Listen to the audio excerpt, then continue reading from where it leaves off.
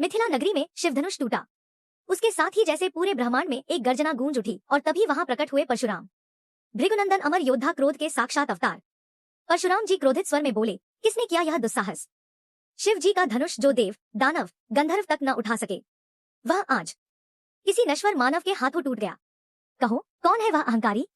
राम नम्र शांत स्वर में बोले, भगवन, यह धनुष मैंने तोड़ा है, न अहंकारवश, नहीं किसी को नीचा दिखाने के लिए, बल्कि जनक जी द्वारा रखी गई शर्त के पालन हेतु। यदि मुझसे कोई अपराध हुआ हो तो कृपया क्षमा करें। परशुराम क्रोध में बोले, अरे राम, मैं परशुराम हूँ, क्षत्रियों का संहारक, पृथ्वी पर 21 बार क्षत्रियों का विनाश कर चुका हूँ। आज तुमने शिवधनुष तोड़ा है, यह अपमान मैं सह नहीं सकता। यदि तुम में वीरता है तो मेरे इस विष्णुधनुष पर प्रत्यंचा चढ़ाकर दिखाओ, तभी मैं मानूंगा कि तुम योग्य हो।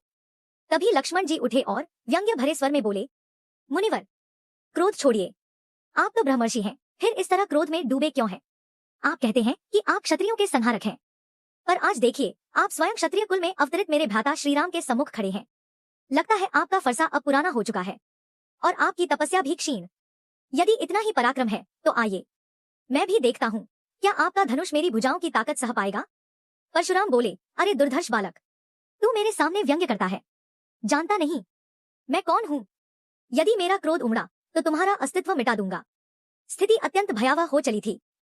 तभी राम जी ने हस्त उठाकर लक्ष्मण को शांत किया, बोले, भैया लक्ष्मण, संयम रखो, परशुराम भगवान विष्णु के अंश है, इनका सम्मान हमारा धर्म है। इतना कहते ही राम जी ने सहज भाव से परशुराम के विष्णुधनुष पर प्रत्यंचा चढ़ा दी। तभी परशुराम को अपने भीतर वही विष्णु का तेज दिखाई दिया।